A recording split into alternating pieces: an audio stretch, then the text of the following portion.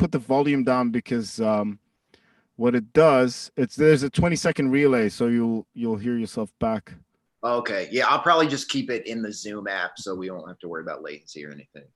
Cool. So what I'll do is I'll read out the chats if as well. So if I stop you at any moment, I don't Yeah. mean to.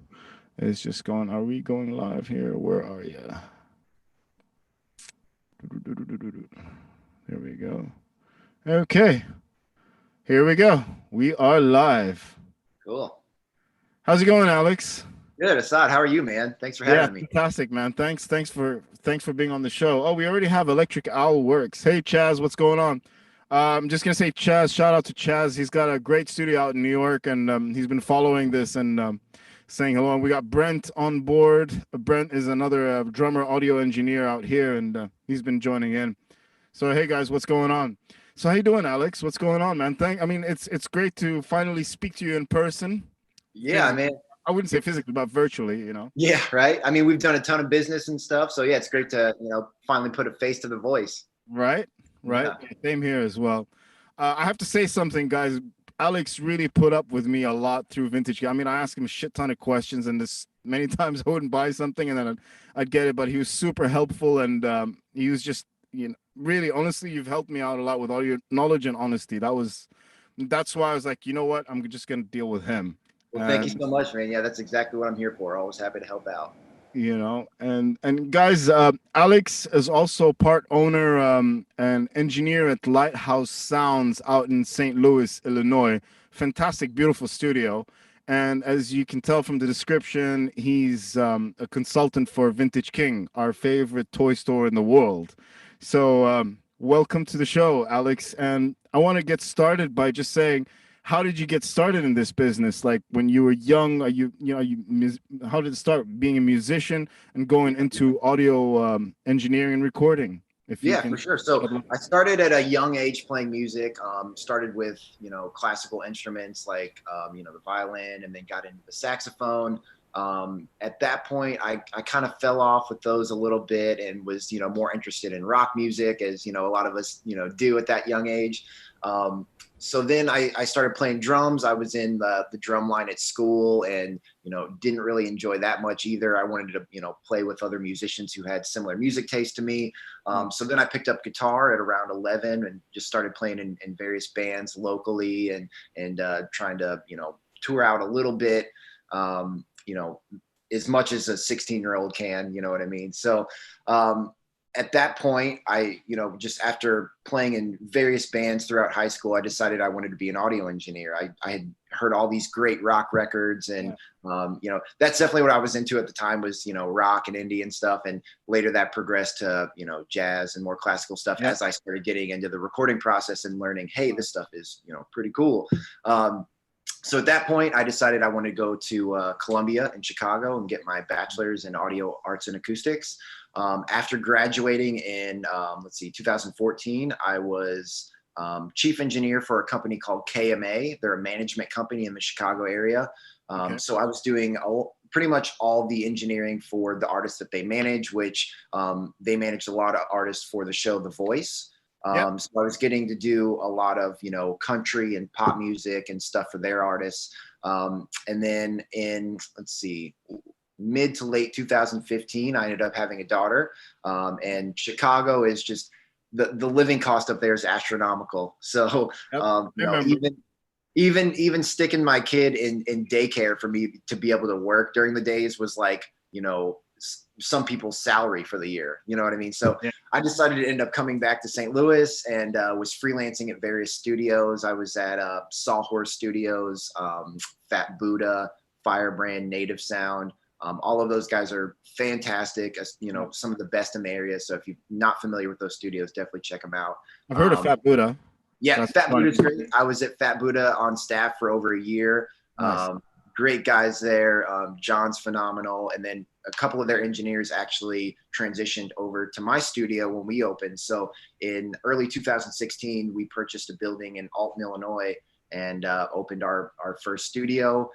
We were there for about a year and a half, 2 years. And then we purchased, because we were leasing that space, overhead was, kind of hard to deal with, especially just starting out. But then we decided to buy a building. So we bought a 5,000 square foot building about a year and a half, 2 years ago, and spent the next year, building it from the ground up. So it used to be a fireplace store. And Right. so there was just like gas lines everywhere. It was like, it was a nightmare. So we had to make sure we took all those out. We completely gutted the building, built it from the ground up, installed our MCI console in Studio A, and the rest is history. We've been running strong since then, and it's been great. Oh, and then you mentioned VK. In 2018, I joined the VK team, and that's been phenomenal for not only myself, but helping other people like yourself in the industry to get the gear they need for their studio. So it's been great because I'm in the trenches every day, so to speak, being in my own studio. So I can pass that knowledge along to my customers at Vintage King. So 100%. it's a really symbiotic relationship for sure. That's fantastic. I'm just going to backtrack you for a second, how you got into the whole studio. I'm going to go backwards. I don't know how, but I'm going to say, so when you picked out a place, the place defines the studio. It's so important. Like what was that process like until you found the right building and why did you pick that building? Like, what was So about it, right? the first building that we chose, the one that we were leasing, Right. it just had vibe for days. I mean, Right. big brick archways and brick all over the walls. It was a building from the 1800s that was actually part of the Underground Railroad. High And it had ceilings and stuff. oh yeah, the ceilings were like 16 feet high. It was a big grand building with old wood floors. It was phenomenal. And since we were leasing it, we couldn't do as much to it as we had hoped. Right. We were able to get, add double walls and, really isolate things and put the acoustic treatment up as we wanted. But when it came to really making it our own, we weren't able to do that as much in that space. So when we were looking for a space of our own, we wanted something that, let me backtrack a little bit. Alton, Illinois, where our studio is, it's a very historic town with very old buildings. Most of them are from, the early to mid 1800s. So there's some really cool features that these buildings have, ornate tin ceilings and, really cool old marble flooring and stuff. So we wanted something that was really vibey and kind of was a throwback to just the history of our town. So we found this building and it had been shut down for, I don't know, a couple years. Like I mentioned, it was a fireplace store, but it had some really vibey features. I mean, like I said, the old tin roof ceiling that was very ornate and, marble flooring. Unfortunately for us, all this stuff was covered up. There was a drop ceiling in there. There was carpet over the marble flooring. It had really been bastardized. So, but we saw the potential in it. We walked in, we did the walkthrough and we saw what we could make it. So really for us, it was just, when we were searching for a building, we wanted to be able to find a place we could make exactly what we wanted. So we weren't going to compromise on that aspect. And at the end of the day, we found this building and it ended up being perfect for us. So. See, that's so important. It's crazy because, like where I am, I know I have to shift. I mean, I'm gonna leave here and probably move to the UK sometime in the future, and I'm thinking I just got used to this room, and so I told my wife, like, whatever place we have there, it's got to be permanent. I can't be moving because it takes me time to learn a damn room. So in accordance to what you were talking about, it's for me, I look at it as like, I'm a guitar player, and it doesn't matter what kind of guitar, but if it feels right, it feels right. Yeah. And a studio space is kind of like that, isn't it? Mm-hmm. So, for sure. And I don't know much about how did you and your partner in the studio meet, or like how did that come about, that relationship? And so actually, because that's what I'm kind of looking for, is like in the future, and it's really important to have someone else who has the same vision as you. Do you know what I mean? Yeah, definitely. So my partner, Hart Stanley, we've known each other since we were probably 13 or 14. Hart's dad was actually my football coach in middle school. So we met through, playing football together, and we actually, our music tastes could not be further, apart. We have very vastly different music tastes, and believe it or not, Hart is not a musician. you could hand him, a pair of drumsticks or guitar, he wouldn't know what the hell to do with them. So Right. he's definitely, I consider myself more the creative side, and he's more the Right. business side. Right. But But that's important. That's so important. oh yeah, yeah. That's what I was saying. You need that in a business. You Yeah. need someone that's got those creative juices flowing, and then you need that other guy saying, hey, calm down. We've got a budget to work with, type of thing. Yeah. So Yeah. it's good. We bounce ideas back and forth off each other, and so like I said, I had been in Chicago for a few years, and I moved back to the St. Louis area and was freelancing at other studios. And unfortunately, Hart's father passed away, roughly around that time. Sorry Um, to hear yeah. So with that, his dad left him a small sum of money, and Hart, he could have put that into savings. He could have, done a copious amount of other things with it. But what he wanted to do was start a business and really, put that money that he got from his father to work. So he knew that I was freelancing in all these studios and was on staff at Fat Buddha.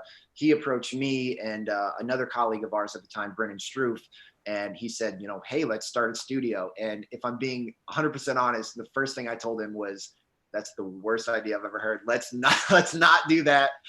Please, let's not do that. I'm already on staff at a studio. Like, St. Louis isn't honestly the best place for the industry. There's not a ton of studios here, and the ones that are really, monopolizing the vast majority of the business.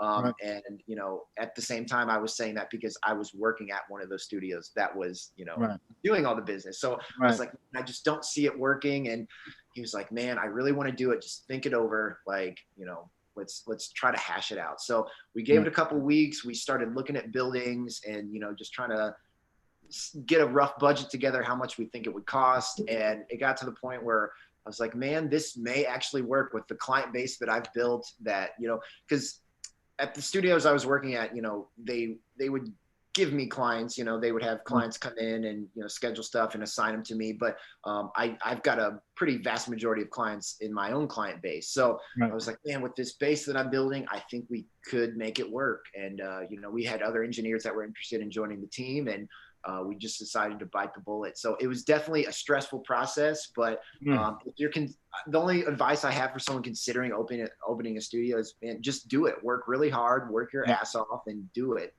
If just let your work speak for yourself. Like if you're putting out good material, people are gonna take notice and they're gonna want to work with you. So even in this digital age of social media and oversaturation, word of mouth for me has been the biggest Yeah. benefit. And that's what definitely gets me the most work. If I make a fantastic record and someone really connects with that, then they're gonna reach out to me and say, hey, I really like this record, I want to work with you. Yeah. It's just all about putting yourself out there.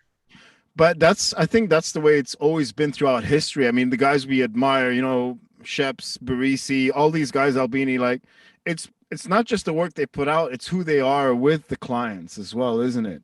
Yeah, Like it's 70% is like how do they deal with you, like obviously you have to put in the work and know your shit, but yeah, that's a big part of it. And okay, some of these guys, they were lucky to work with bands who had great marketing team and they pushed their stuff out there and got number one, so they got even more famous. But there's a shit ton of amazing producers, engineers out there. Maybe people don't know them, but they put out fantastic work. They just haven't had the shot. It's just like being in the music world in yeah, general.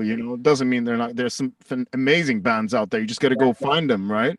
Yeah, So I it's mean, the same I'm thing. not ashamed to say that there's phenomenal records I've made that no one has really heard. You know what I It's mean? fine. I understand that. It's Yeah. not even that the band they do, they follow point A, point B, point C to do all the marketing things that they need to do, that they've read from YouTube or all these influencers online that Right. want to tell you exactly what you need to do to make a hit record, and they follow those steps step by step, and they still don't get any traction. So yeah, it's a shame. There's such a crazy amount of phenomenal music out there that never gets heard.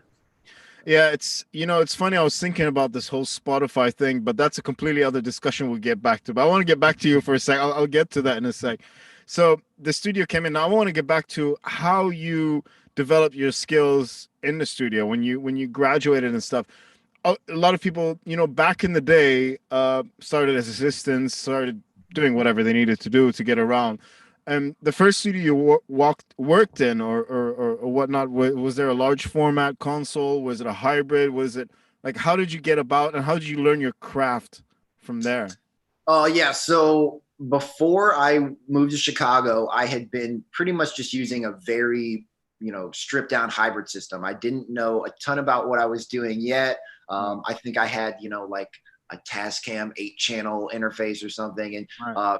I know you and I have discussed our old Tascam tape machines that we Yeah. started on. So after, moving away from the first iteration that I was doing, which was the Tascam tape machine, I had, I think, like a Tascam like DAT recorder or something along Right. those lines. Shitty And damn DAT recorders. I used to hate them, man. Back in the studio.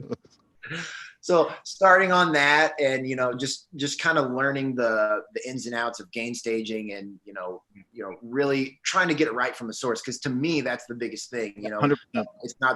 It's not the gear, it's the ear. So you want to make sure you get it right from the source. So I was starting off doing that, moving to Chicago, and being in Columbia, I was lucky enough to be around all these large format consoles at Columbia. They've got, API and SSL and so on and so forth. And, through their audio program, they take you out to other studios. I did an internship at Wall to Wall Studio, which is unfortunately shut down now. Rest in peace, Wall to Wall. One of the most awesome studios in Chicago. It's a real shame to see those guys shut their doors. But yeah, got some experience on an Eve console there. Had my hands all over the API at Columbia, and really started digging into the console workflow. And then when I graduated and was at KMA, they had a hybrid system, with some Avid control surfaces and a lot of outboard gear. That's where I really kind of started honing my craft and getting an idea for, my own process and learning what that actually means to me. So I definitely say I was in an advantageous position, more so than a lot of other people, just because I was lucky. I was exposed to these large format consoles at the very beginning of my career, which it was kind of like a crash course, and a trial by fire, essentially. You got to do it right, or you risk looking like an idiot, which no one ever wants to do. But, So but yeah, sorry to cut you off, but you see, there's something that you're missing from the conversation, which I'd like to relay to the people. I have a good friend of mine. His name is Simon Short. He's a close friend of mine from a long time. He was one of the reps in Focusrite out in the UK, and he's been to a lot of studios. And obviously, as you said, you were lucky to work in these environments. But why is that? It's because you have a great attitude, and you maybe persevered, and you just like, damn it, I'm gonna do it, and people like me and stuff like that, so they accepted you that. That's exactly right. I mean, to touch on that, like I said, the first professional gig I got right out of college, I actually got that gig before I had even graduated. And the reason I got that is I applied for, I think it was an internship with the Recording Academy, the people that do the Grammys. And I did not get the internship, but about a week after that, I got a call, and it was the husband of one of the board members at the Recording Academy, and he was like, hey, my wife works at the Recording Academy. I saw your application. It looks really strong. I heard the references you sent over. They sound phenomenal. Would you like to come in and consider a position with my company, KMA? And that really set me. So you're absolutely right. It's all about your attitude, all about just putting yourself out there. And I definitely think the vast majority of the projects that I've landed, and some of the ones that have been the biggest of my career, are from people that have never actually heard my engineering work. They just heard, Alex is a great guy to work with. He'll make you super comfortable in the studio. He's your guy.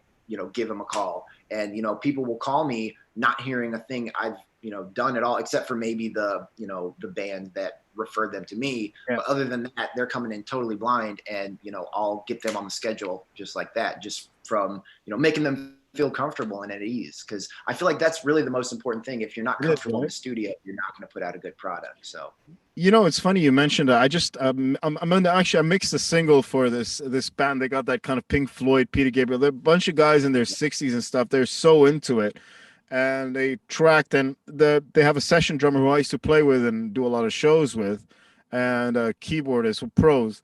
So he recommended me, although all these years I've just been like producing my own stuff, because that's why I built the studio in the beginning. But this is why I went this far is because you know what? I want to grow this, and I've been doing it for years, and I love it. And I said, okay, let's. Uh, I'm just saying this story just to kind of. It's probably kind of in the same ballpark as what you're saying. I was like, let's talk on Zoom. Let's have like a four-way chat on Zoom. Meet the guys. I just want to meet. Let's face to face is the best way. Mhm. So we started talking, and one thing is it's so important to show how professional you are as well. I'd have guidelines written out, guidelines how to send me the tracks, what to do, and blah blah blah. And I would tell him, if something's not recorded well, example, can you re-record it? If you can't, let's see how we can fix it. All these things just to get him at ease, and it's also the attitude. And we were done with the conversation. It was like an hour and a half, and they were telling me all about their project because I want to hear what they're about. Yeah. It's so important. I want to get to know who this person is and say, all right, I get your vision. Now I understand.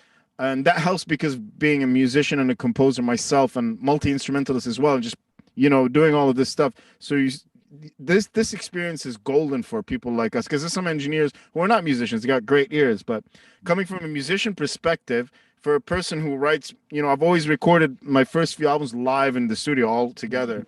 And I said with the engineer, okay, I want this. So I take it upon myself to put my head in there, well, my shoes in their shoes, whatever the saying is, right? So I was like, "Would you like me to send you some references of the records I make and stuff?" Like, no, no, don't worry about it. We'll send you the tracks tomorrow. I was like, "All right, cool." I mean, I would have asked for references, just Yeah. just top it off. I would still work for them, but they're like, "Cool." So yeah, they just put the single out. Now I gotta do the rest of the album. They'll be sending them to me. So that was cool. So I mean, in relation to your story, I thought I'd add up on that. Yeah, Sorry, yeah. I cut mean, you off. it's great because if you work with someone and you make a good impression, they are gonna pass that along. People love to talk about themselves. So Yeah, if they have a fantastic, time in the studio, they're gonna go to their friends and say, "Man, I was in the studio. It was great. I had such a good time. Listen to my story." And that stuff sticks with people. Imagine, maybe 3 months down the line, that person that they told it about, they're wanting to record a record and they're like, "Oh, hey, what was that studio that, so and so said they had a phenomenal, experience in?" So like you said, half the time, people have not even heard my stuff before they give me a call. And more often than not, they do want to hear references before, fully committing, yeah, but just getting them on the phone or really getting them in the studio. I can't count the times. I mean, if someone calls and they come in for a tour, it's game over. Like if they tell me that they're shopping around at other studios and then yeah, like, "Hey, I want to come down for a tour." Once I get them in our building and show them the vibe and get them yeah, comfortable working with me, I'd say 9 times out of 10, they either schedule right there on the spot or they right. call me within, the next couple hours and say, "Hey, we're not going to go tour those other places. We're coming straight to you." So Yeah. it's I'd say 70% skill at least. And then, the other percent is just, your personability and being Yeah. able to be a people person and work with people. And it's also being honest with him. Like, like for me, I'm so passionate. I mean, we do this because we love music. That's first and foremost. It's not about the next dollar. I mean, Yeah. this is not my main money maker. I do other stuff to put it into this. And I want to share the passion of the artist as well with them. So, and I honestly want to do that as well. So I think people catch up on that, I suppose. I've had some mishaps and shit, but whatever, you learn from them, right? But yeah, I think that's so important, like, because they're so passionate about their project and they want someone else with them, whether you fuck up or not. But if you're along the journey with them with the same energy and same mentality, they'd love that. I mean, if you think about your own personal project and someone comes in, and this comes back to example, I just built this studio here, and my wife's dad, John Broad. Hey, John, if you're watching this, told me something which is important. He's like, people working together make great things. So I was putting a list of people who have helped me uh, get the studio together. I'm just mentioning this so people, where you're coming from, where I'm coming from as well. Like Brent example, all the cabling in the back of this rack, I'm sure it's spaghetti over there, but it's well thought out. He soldered everything. I said, okay, I want to design this and this, and I'm shit at soldering, and he Yeah. stayed for 2 weeks.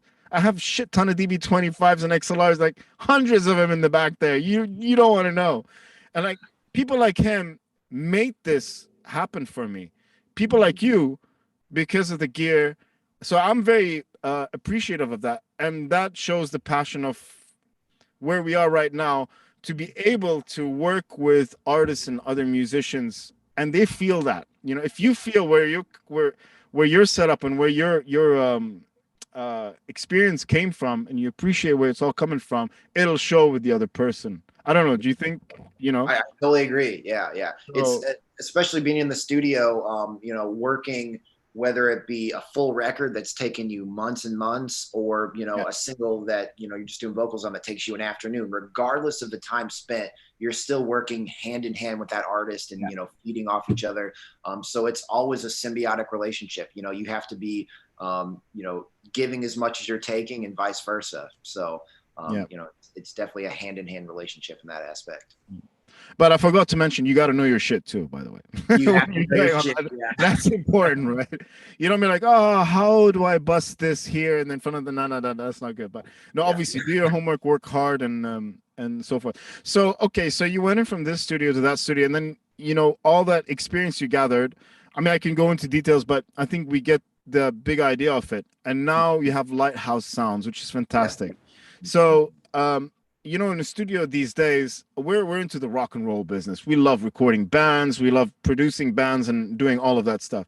But a lot of the bread and butter, especially out here in this region, Brent is one of them. He works in a really nice studio called Mango Jam out here. And the bread and butter in this region are all jingles and voiceovers. And Yeah. I mean, I was in that industry for a while. I was like, I'm not doing this anymore. I need rock and roll. Oh, sound design. And that's a big money maker. Does Lighthouse also cater? Do you have like a separate studio just to do things like that, or are you like focusing on, you know? Yeah, so we're lucky enough that we actually have three studios in house. Studio Oh, A is the biggest. That's where the MCI console is. Our big giant live room with the big tall ceilings, and various vocal booths, isolation booths. Studio B is a bit smaller, not really suited for live tracking, but we do a lot of overdubs in there. Vocal work. Acoustic stuff, maybe, guitars and so on and so forth. Anything that doesn't require just like a full live room if people aren't going to be recording, live yeah, together. And then we have C, which is comprised of two production rooms, and also set up for some small podcasting and vocal work as well. So we've got the space to really accommodate for anything. And we do the vast majority of the things you mentioned, the voiceover work, podcasting, ADR stuff. right. So yeah, we do anything from A to Z at the studio. And that's so important just to keep the studio afloat as well, because there are going to come times where it's going to dip down and go up, and Oh yeah, you gotta be exploring all your options. I mean, yeah, if people want to record, we want to record you regardless of what it is. And right, we're also very lucky that we've got a plethora of different staff members. So I handle a lot of the bands and the larger projects, but we've got guys that do exclusively podcasting or exclusively rap and hip hop vocals and so on and right, so forth. right. So yeah, we like to do the whole gamut of different audio projects at the studio. So that's fantastic. You have a great team then. Like, I mean, within that small period of time, you managed to gather the right team for you. And that's not easy either, man. No, Usually you no, start up a studio, it's you and the partner, and all right, let's go with this and see what happens. And yeah. then, I mean, so when we started, it was me, and actually, let me backtrack a little bit. There was actually three partners initially. It was me, Hart, who's still continues to be my partner, and then our buddy Brennan Struve, who, after about a year of the studio being opened, he had some family issues and he had to move out to Portland. So we lost Brennan, but yeah, having just a solid team is imperative to making things work for sure. yeah, and it's not always easy to find a solid team, well, No, but once you get it going on, then you guys are golden. But by yeah. the way, guys, whoever there's a bunch of people on the live chat at this moment, which is fantastic.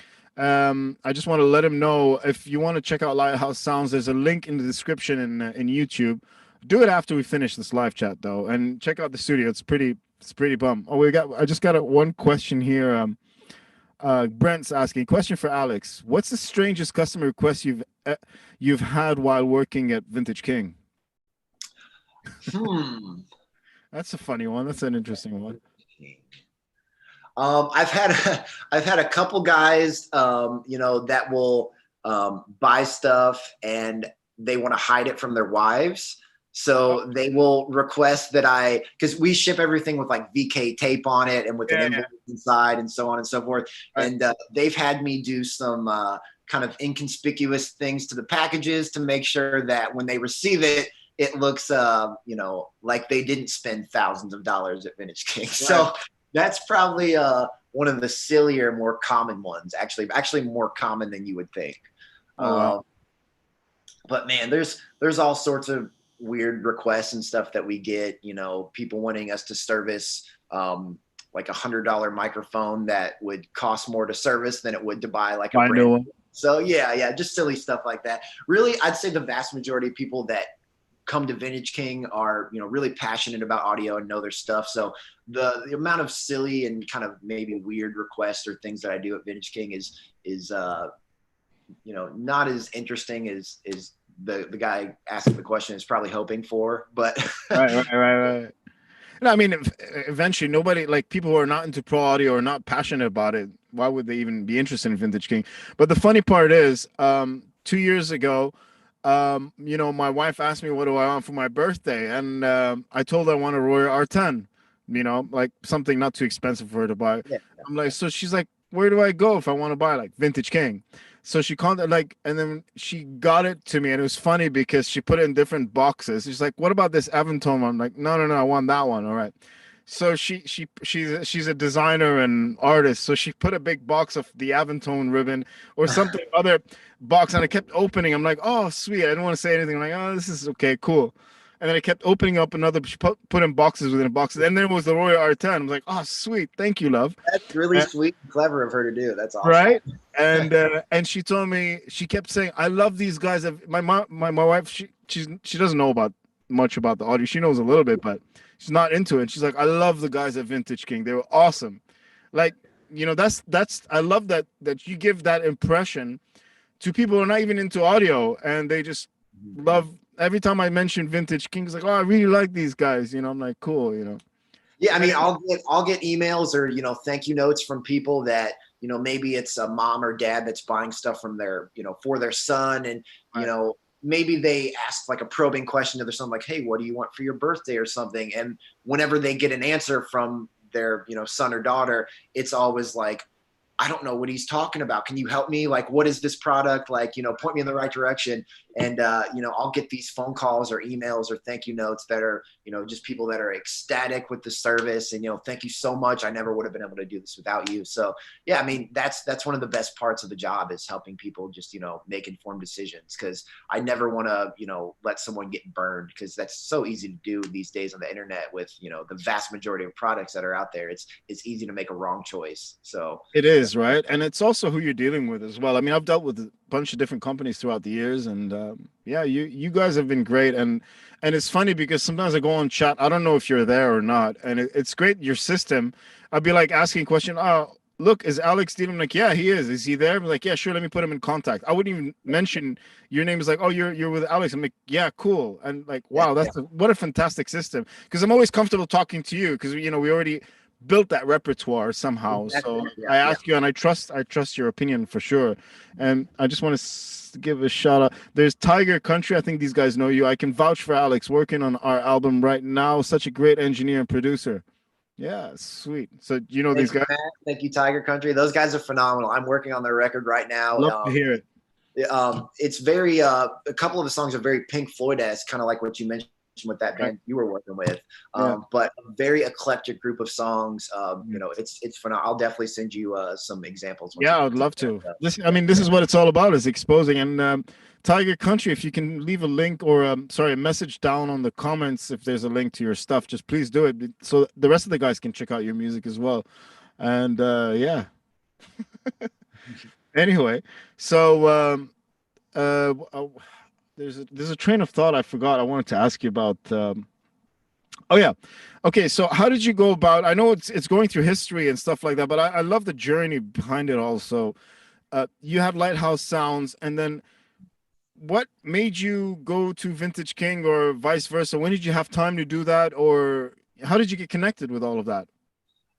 So I've been a fan of Vintage King and a customer of Vintage King for a long time. I mean, whenever I first started recording VK was really the only place you could go and see all this like, dream gear that you had heard about, Yeah. the vintage stuff. Cause I can't think of really, I mean, there's a few smaller companies that carry vintage gear and service and so on and so forth. But VK was definitely the main one that had, you could go on there and look at 5 different U47s and Right. Fairchild and vintage. And it's like, where else can you find this stuff? No, Nowhere. So I was always like, oogling over their website constantly.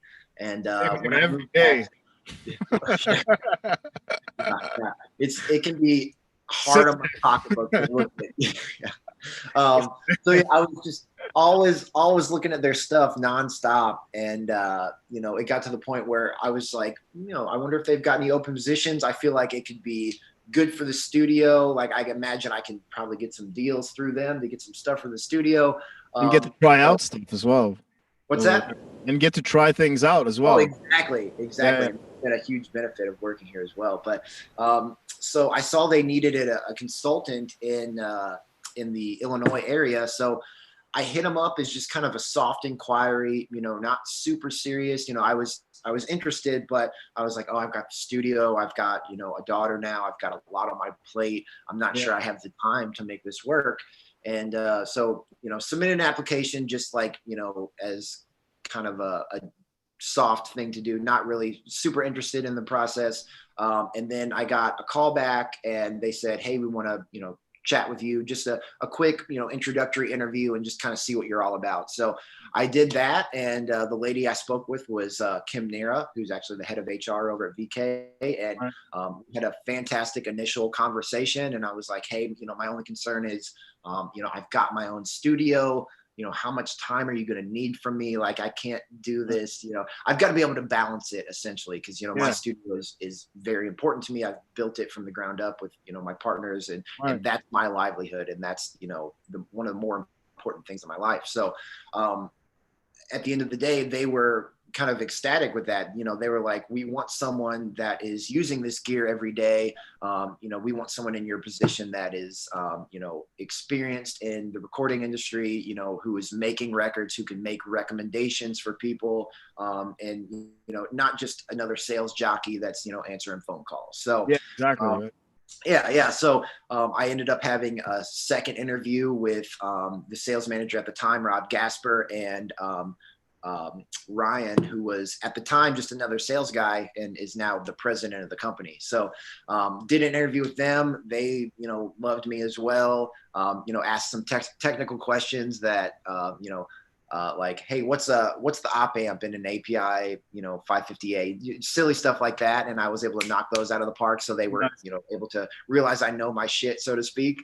Yeah. And, the rest is history. I've been, working for VK. It's going on 3 years now. So yeah, it's Wow. been great. Because it's I've great. got to meet a lot of phenomenal people and try out gear that I may not have been able to do so before, which, really helps my, repertoire of recommendations for my customers. So not only does it help me, but it helps, the VK customers as well. So it's been great. Yeah. I mean, that's crazy because I mean, you like every time I go online, whenever I want to chat, you're always there. So that was my main questions. Like, I know you have your studio, and how did you make that time? And you're always available, which is amazing. Like, even your emails, your response is like, "Let's go," and like It you're just, on it, dude. You're like proper on it, and while running Lighthouse Studios, that's I'm, fantastic. I'm Good on. just so accustomed to it now. Like, with, for the longest time, it was me and Hart only at the studio. And, Right. for the first two, like I'd say a year and a half, 2 years, I was handling personally all of the client correspondence, all of the scheduling, all of the, Facebook Wow. messages, social media. And for the most part, I still continue to do that. So I'm very accustomed to, quick responses and being on Yeah. my A game. And so really transitioning that into Vintage King, it was pretty seamless. Like, it Right. was just another day for me at the office, Good so to on you. speak. So yeah, it's just something, you just got to be a people person. And I consider myself a people person. Oh, you are, you are. I mean, well done. Honestly, well done with what you're doing, and I wish you the best of luck with everything you're doing. I'm just getting another question here, and Yeah. we'll get back on some gear. Oh, we got some gear question. Of course, we're gonna have some gear question. Question: You mentioned that your studio caters for multiple streams of revenue from your experience there and with Vintage King. Have you noticed any specific gear or requirements that are getting popular? Interesting question. That's by Brent, by the way. Hmm. So I think Um, something more common that are people getting drawn to. Yeah, I mean, there's always like the studio staples, like the 47s, 1073s, and stuff like that. But as for modern products that are getting more popular, the SSL Fusion has been a big seller lately. How is Um, that thing? I'm always very skeptical about it. For some, I don't know why I'm so skeptical about it. Like, people seem to be skeptical because I mean, I will say there are some Chinese made components in it, and may not be. Some people are worried about the quality in regards to yeah, what you can expect from the typical SSL, yeah. quality line. Because And even the new large format is all made in China, isn't it? yeah, that's Yeah. correct as well. Yeah. So I mean, even with some of the componentry being Chinese made and so on and so forth, I would say it still holds up to that SSL name. It is a fantastic product. I've used it, shot it out side by side with some other alternatives that are on the market that, are fully, made either in the USA or the UK. I won't name names, but Right. some other phenomenal products, and the Fusion holds up, extremely well to those other alternatives. So if you're looking for, and honestly, for the price, it's pretty hard to beat with all the No, features that it's got that in there. price thing, yeah, that's what makes it skeptical in some ways. Like, Exactly. Yeah. all Yeah. these three things in one on your stereo bus, I don't know, like whatever. But you hear great things, but see, like things like that. I wish we had a shop out here to just get people in there and just turn the knobs and hear it for themselves. Yeah, yeah. It's I mean, just it's a shame difficult. that there's fewer and fewer brick and mortar locations that are offering that sort of service. And I mean, we've prided ourselves in being one of the few out there that have that high end or even vintage stuff. Like I can't think of many places where you could go out and try like a vintage 2254. 47 or like a Yeah, blue stripe 1176 or something along yeah. those lines. So, I would love to see a resurgence of those type of brick and mortar stores, but unfortunately, with um, you know, real estate prices skyrocketing and it being so hard, and the market is just so oversaturated that I don't really see that happening, and it's a real shame. So, Yeah. See, like this comes to for all the people. Oh, Amaroth is here. There's another also producer engineer, and he's like, VK is the ultimate gear slut shop. yeah, Fair enough. that's And for he's sure. like, locomotive audio model 286A. I'm not sure what that is. Do you know? Locomotive, Yeah. that's so weird that they mentioned that. Locomotive is actually local to me in the St. Louis area. Okay. Eric, he's a buddy of mine. He makes phenomenal products. We sell them on VK, Right. all hand wired tube products. Right. With the discontinuation of the 2610 from Universal Audio, Right. his 246A, or I'm sorry, 286A Right. is by far, leaps and bounds my favorite tube preamp on the market at the moment. So for anyone listening, if you're not familiar with his products, definitely check them out. It's one of the most clean and open, while also can go dirty and just totally nasty tube preamps that I've heard out there. It's got the whole gamut of different tones. So not sure who asked that question, but Well, that's yeah. Amroth. Amroth is a big avid fan as well. Amroth, I asked Alex to leave his email, his Vintage King email in the description. So after I'm done with this, I'll just update the description, put his email, just hit him up and just ask him with all this. Then he's got another one, Coil Audio CA70S. Coil's phenomenal. Yeah. Coil is another great company making some really phenomenal tube gear. That's another one of my favorites on the market for a nice tube pre. So, Right. but I got to be honest, I'm a little biased towards the locomotive stuff. Just knowing Eric personally and seeing the hard work and dedication he puts into his products, man, it's they're phenomenal. They sound just so amazing. If you guys go to the Lighthouse Instagram, you'll see couple of his stuff in my racks there Right. as well. I'm gonna check that out. See, there we go. This is what we need out here, especially in this region. It's people like you talking like that, because everybody's skeptical here. You're gonna put a lot of money into something and Yeah. you don't know if you're gonna get it. Like I was telling you the story before we went on live about a certain company that I dealt with that anyway, what's done is done at this moment. Water So under the bridge. Yeah. yeah, right. Electric Owl is asking question for Alex. When you were building out your latest studio, did you hire a studio architect, acoustic engineer, or did you plan the build out yourself? That's a good question. So actually, I plan to build out myself. I've got a degree in acoustics, so that was definitely super beneficial when it came to designing the space. And I'm also lucky enough that we've got some me having been on staff and freelancing at various other studios, the St. Louis area is kind of an anomaly in the industry in that all Right. the studios are pretty tight knit and we're all, happy to help each other out, which doesn't really seem to be the consensus in the other areas. I know a lot, like I said, in Chicago, it's very, cutthroat up there. So Right. for the most part, it was designed by me and my partner Hart, but we did have some acousticians come in and Right. to more or less just kind of validate my thoughts on what I had put together. So Right. just as a final like, hey, this is correct. You're in the right ballpark type of thing. So, Right. and then at that point, once we had the design down, we did have a company come in and put up the walls, the double walls. But after that, all the insulation, all the drywall, everything was us. I personally hand soldered each and every wall plate in the entire Right. building, all the patch bays and everything. So while we did have help from outside services and stuff, there was no money exchanging hands. We never paid to have acousticians or anything like that come in. For the most part, it was all done in house. Nice. Pro bono. So let's talk about acoustics a bit because, before I built this room, I started thinking, well, I need something that's going to be modular, something I can move, and something that sounds good. Especially, I mean, my room is like 4.5 by 3.5 meters, which is, I'm not sure in feet, like, I don't know, times that by three, each one of Yeah, them. So it's yeah, like 15 feet by whatnot. But I wanted it to sound great for a good mix position. So what I did was, I researched and I studied a lot of Dennis Foley from Acoustic Fields stuff yeah. and John Brandt, because there's a lot of bullshit out there about acoustics using different stuff. And I know I've been in many studios to hear the difference. So I followed their rules and I did the whole room mode calculator, with all the diagnostics and does it meet Bonello and all of this stuff, and mine just barely met Bonello, right, which is fantastic.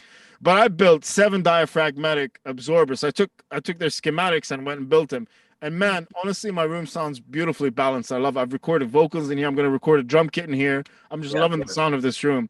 And obviously the whole sweet spot of where the wall is to where your listening position is so important. So that's where I set my speakers, and because there are no areas, and I'd be experimenting everywhere. Like, okay, what angle? And now I'm turning the speed.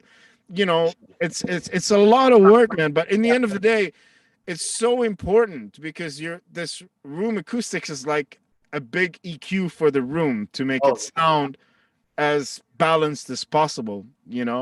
And I sat there. It makes such a difference because I had my other room and I'd have like on my own productions like 300 revisions of one thing. Obviously, when you're doing Europe, like 30 revisions just because the room low end is pretty shit in there. So I had to keep going back and forth to stereo shops, my car, and everywhere.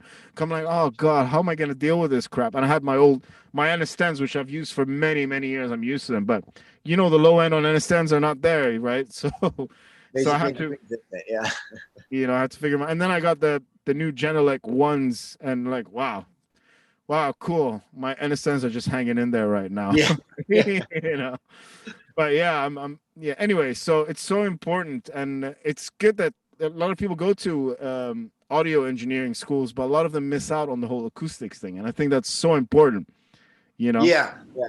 I mean, I'd say nowadays with how like there's just such a vast majority of information out there on on YouTube and other avenues Yeah.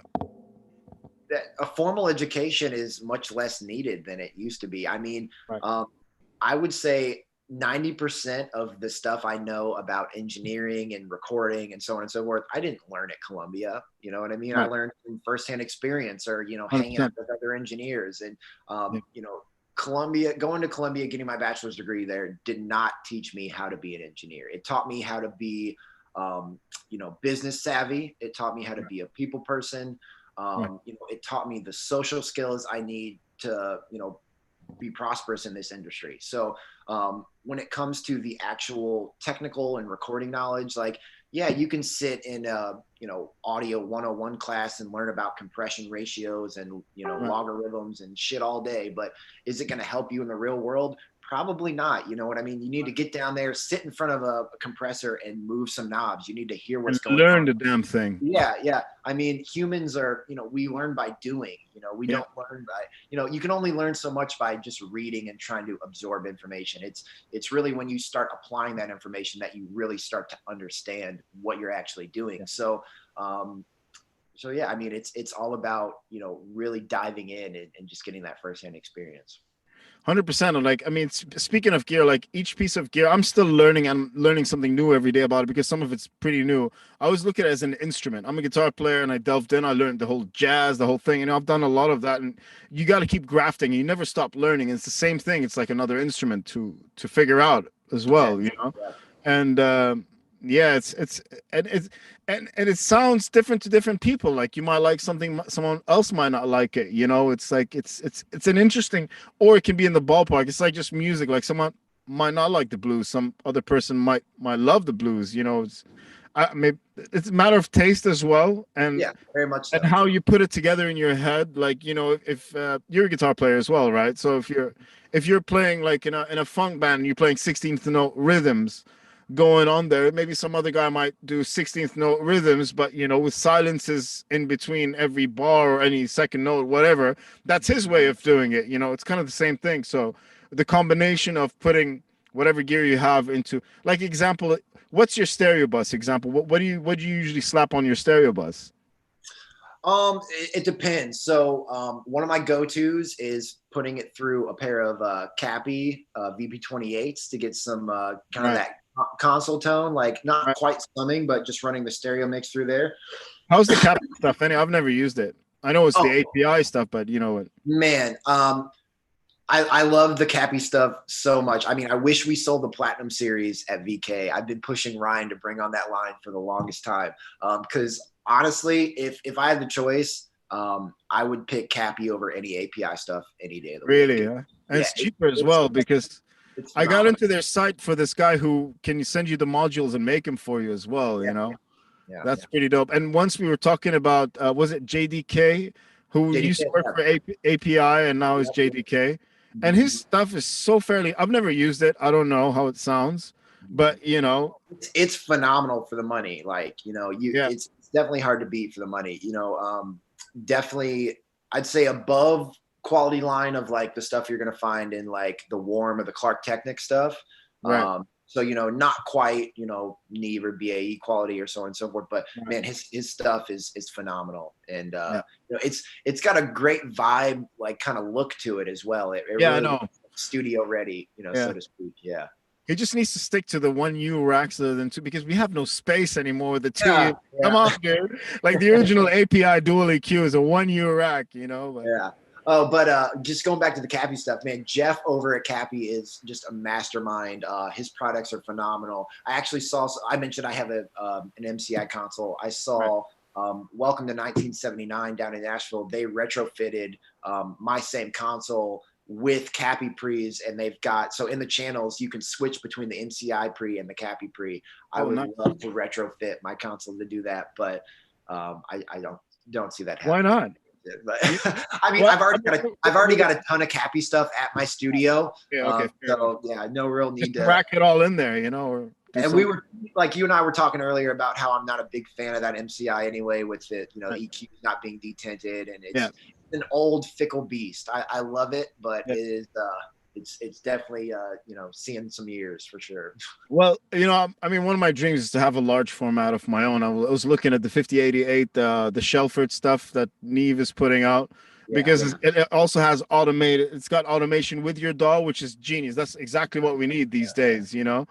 And I follow Sylvia Massey a lot, so she had that famous Neve console. I keep don't know if you selling know, it. Yeah, and she yeah, sold it, right? And now she's building 224 channel custom Neve Shelford consoles on Michelle. either, Yeah, And she's They got, brought oh, her maybe, okay, maybe Alex knows about this. She must have dealt with you guys or something. I don't I know. actually is the moment I saw her list that console for sale, I emailed her and said, Sylvia, let me broker your console through VK. And Right. she said, I've got some avenues, I think I've got someone, to buy it, but if I don't, I'll give you a shout. And, she ended up selling it. But yeah, as Right. soon as I saw it go for sale, I was like, Sylvia, let me sell your console, please. Like, Right. Right. Right. Right. Right. and we would love to have, do a story on it, through VK and Yeah. so on and so forth. But she ended up selling it so quick that it was just gone. So I'm wondering why did I mean I would understand why she'd sell it to go into the whole hybrid setup, but now she's doing her custom. I'm just trying to think what was the thought behind it because these Shelford ones are not cheap either, and I'm no, I sure. mean, if I had to Uh, guess, she probably just heard the Shelford and heard how just fucking amazing they sound. I mean, I yeah. don't know if you've heard the Shelfords No, or I have. keep seeing them pop up, but I also see them coming out secondhand like deals. A lot of them. I'm thinking, why are people reselling these? Are they not good? I don't know. And then people saying they're good. Do you know when you I see something mean, pop up a lot when it's like resale, or secondhand or so forth? You yeah. you start thinking, okay, is this maybe it's not a good unit? I don't know. That's why people are Sure. selling it back. You know, I mean, for me personally, I consider it, one of the best channel strip options on the market at the moment. right? I And mean, that's what I keep I hearing as love. well. Yeah, Yeah, I mean the tree branch and the Chandler cassette, and there's a plethora that are honorable mentions that are fantastic, but yeah, Shelford is by far my favorite on the market right now. It can do anything from super clean modern right. tones to very vintage style like 1073 tones. So Nice. it's great. I mean I've got one in my studio now, and I am very eager to get a second one for a stereo pair. So Right. So you got a channel strip, or you said the channel strip or the 500 series you have? I've got the channel strip. Yeah, Right. yeah. They You do have to have a pair, Yeah, always. yeah. I mean, I feel like anything I buy, I always want to pair. Yeah. You never know Same when here. you're going to want to use it for some stereo application. So yeah, I Exactly. always prefer to buy things in pairs, but the Yeah. Shelford is definitely it's not a cheap product by any means. No, So I know, I know. I saw that. I was like, oh, I want a console too. Well, I don't think it's practical. It's just something, you dream. I'm like, I'm just working with the tools I have, which is fine. But toys are toys, man. You can't deny that. So, and but I'm you gonna mentioned hit you up. one. Sorry, Oh go yeah, on. I was saying you mentioned wanting a large format console. If DAW control is not a deal breaker, you should strongly take a look at the new SSL Origin. It is it's phenomenal, man. I'd It's like it's to look at the SSL Origin still, my friend. I wish I was rich to buy one. yeah. Yeah. I saw that. I was like, wow, 50 grand for a large format. That's pretty good, like for Really what it decently is. priced for what you're getting. Yeah, yeah. I mean, Have you have you have you hands-on used it? Like, have you managed yeah. So around it? we had been down at the Nashville location for a while. I was living down Right. there, and I got hands on it, and yeah, great console. I mean, And if you can live without the automation and stuff, which for me personally, all I really need is like, if I've got 8 faders to control my yeah, yeah, DAW, I got you. an Yeah, Avid artist mix or yeah. soft tube control Or, fader or something along those lines. or a shitty Behringer X Touch I have Yeah. here. Actually, it works well with automation. I'm not gonna say no. It does work well with automation. It's just sometimes I'd be pushing like channel 2 up, and because I got 3 of them, and the way they sync is so fucked up, and then channel 67 somehow turns down. I'm like, what? It's like I don't know what's going on, and it just screws up my mix. I'm like, oh, so I'm like scared to touch the faders sometimes. Yeah. And it's like, oh, okay, no, I'll just go in the box again. I'm like, why the hell did I buy this thing? Sometimes, but sometimes it works just fine. It's a hit or miss. Yeah, yeah. But You got yeah, to with products. Yeah. yeah. I mean, okay. Here's another question for you, Alex. Okay, are there any limitations to having 500 series stuff versus regular units? I asked you this once in an email. Yeah, so I mean, it depends on the module. I mean, you're definitely going to be getting a different power to the rails. So I mean, power equals headroom in a lot of cases. Not every situation, but in a lot of cases, power equals headroom. So in some instances, you will be getting what is essentially a stripped down version of whatever the 19-inch rack mounted alternative is. But in a lot of cases, the more modern 500 series modules are very comparable to their 19-inch counterparts. So me personally, I'm a huge fan of the 500 series format. Some of my favorite preamps on the market are only 500 series, for example, like the Avitas MA5. Like, I don't believe you can I even. want one of those. Yeah, I man, want one of those. I want two of they're those. phenomenal. Yeah, exactly, two of them. So I mean, it really depends. It's definitely like a case by case, basis. There's some stuff like the Obsidian or Dramastic Obsidian compressor. Some people swear that the 500 series version sounds exactly the same as the 19-inch rack version, and having shot it out, I would tend to agree. And really the differences in most cases are negligible, and the price per channel on 500 series stuff is just leaps and bounds better than what you're going to get in the 19-inch rack version. So for example, if you look at like a BAE 1073 in 500 series versus a 19-inch version, Right. and I'm talking about an apples to apples comparison, Right. just pre in the 19-inch rack version versus just the pre in the 500 series version. You're going to be spending, $300, $400, $500 more for the rack mounted version because they've got to, machine a much larger enclosure. They've got to incorporate the power supply. With 500 series stuff, the cost per channel is just exponentially more easy to deal with, and more reasonable. So, at the end, but it goes back to what I was saying. It's definitely a case by case basis. So there's definitely not like a super straightforward answer I could give to that question. But I'd say the differences are negligible enough that, if you wanted to go with the 500 series version, you're not really missing out on all that much. And I'd say 95% of, the modules out there. And I think, as you said, it's really important that the power supply from the rack unit is optimum, isn't it, for to handle all that? Very much. Yeah. Yeah. So that I remember once I emailed. I guess I haven't gotten any 500 series because my skepticism as well. But I'm also looking into it because I love the 550A EQ, which I'm probably looking to the Cappy. The thing is, I kept researching a lot, and that's when I asked you, it's like, okay, this guy says it's better than this guy. This guy's got more power, but it doesn't mean if he has more power, it's going to give you more headroom.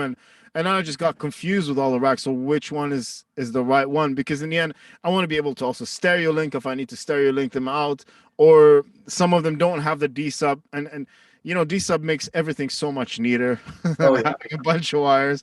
So it's like there's always that compromise. So like, okay, who makes a good one which can give me that headroom and the good sound and so forth? Anyway, I mean, this is the guys out there. Hopefully, you'll be getting some emails and hopefully some good business from the guys there. And obviously, the most important thing is connecting with you. So, hang on, there's a few more questions here. Oh, I think they're loving you here, man. Glad to hear it. Man. Yeah, that's good. So, Amros, Shelford versus Aurora GTQ2. I like the Aurora stuff. I would say the Aurora is going to get you more, kind of classic Navy tone, while the Shelford is going to be a much more versatile piece. Especially with the use of the silk control, excuse me, on the Shelford. Like I said, you can go anywhere from clean and pristine and modern to, really gritty, as if you were like, diming out a 1073. So, I'd say for versatility, I would go with the Shelford, but for, if you want to stick in that kind of classic tone realm, maybe go with the Aurora. So it's a toss up. I think I would need to know a bit more about what he would want to use it for to make an informed, recommendation. So Amroth, as you heard about that, I just wanted to ask you about the silk button. Like, what's the frequency on the silk that makes it? I've never tried it, to be honest with you. And I keep hearing about the silk button. Like, what is it? A 28K? Is it like the mag EQ? Is it what's the deal going on there? I don't believe they specify. So there's on the Shelford itself, there's two different silk textures. Like if you were so in the Rupert Neve design line of products, a good majority of them do have the silk control, but it varies on different modules. So on the 511, for example, it's just the red silk, and on the Shelford, it's the red and the blue silk. So the red silk affects the top end, anything from your high mids all the way up. And then the blue silk affects the low end, from your low mids down. So I don't think they have like a set frequency band, like, hey, it starts here and ends here type of thing. Right. But yeah, blue is low end, red is high end. And then, you dial it in Is it kind of a? I mean, when you use it, is it kind of a tilt like a pull tech? You know, when you boost up with the low end and you cut, and has that kind of? Does it give that kind of vibe on it? Sorry, I'm just asking just to kind of get. Yeah, I mean, so the still, it's either one or the other. You can either, Right. do blue or red. So it's not really a boost cut type thing. It's more of like, boosting, and I wouldn't even call it a boost necessarily. It's really just adding like kind of a sizzly harmonic, second Right. and third harmonic distortion, Okay. sonic character in either that top end or that low end. Right. So okay, kind of a THD kind of thing going on. Exactly. Yeah. Yeah. Okay. No, because the silk threw me off. Obviously, if you don't know the terminology right away, I'm like, what is that exactly? It You know what I sounds mean? like it may just be like some sort of high end airband Yeah, type like thing. Yeah, like 40K, Mac. 20. Yeah, That's the first question I asked him. Is that what it is? Like, because that's the notion you get. Oh exactly. shit, man. You It's got not, what? it's not like frequency dependent necessarily, Right. unless Right. you're referring to the blue or the red, and the Right. difference in that aspect. But yeah, Right. it's not like an airy type effect. It's more of like a harmonic distortion Okay. effect. I got you. I got you. I hope you got that, Amaroth. And okay, he's asking another question. If you want 500 series, then Cranborn audio is the way. Okay. I like the Cranborn stuff. Their Camden preamp is one of the for a budget preamp, they're one of the best on the market. I mean, I think they're $350 per channel, which I mean, hell, you can't beat that. Right. So yeah, great stuff, and they actually have a really cool rack. It's got ADAT and USB, I think USB out. So it's essentially an audio interface right there in a 500 series rack. So you can throw in, your pre's, your EQ and compressors, Right. throw it in and in a backpack if you wanted to, and Oh, have a nice little mobile rig. So that's cool. Well, there you go, Amroth. Electric Owl from who's Chaz. I saw the SSL original. Nam looks great. We've got a Toft ATB32 console without automation, so we have a separate control surface for automation. All right, cool. I think that goes back to what we were talking about. And then he yeah, goes, Trident has a new customizable large format console that can be fitted with DAW automation. Sweet. Yep, I've seen those. We actually had Trident in a couple weeks ago for a quick meeting with the sales guys, and they were giving us a rundown of the new Trident offerings, and yeah, I love their stuff.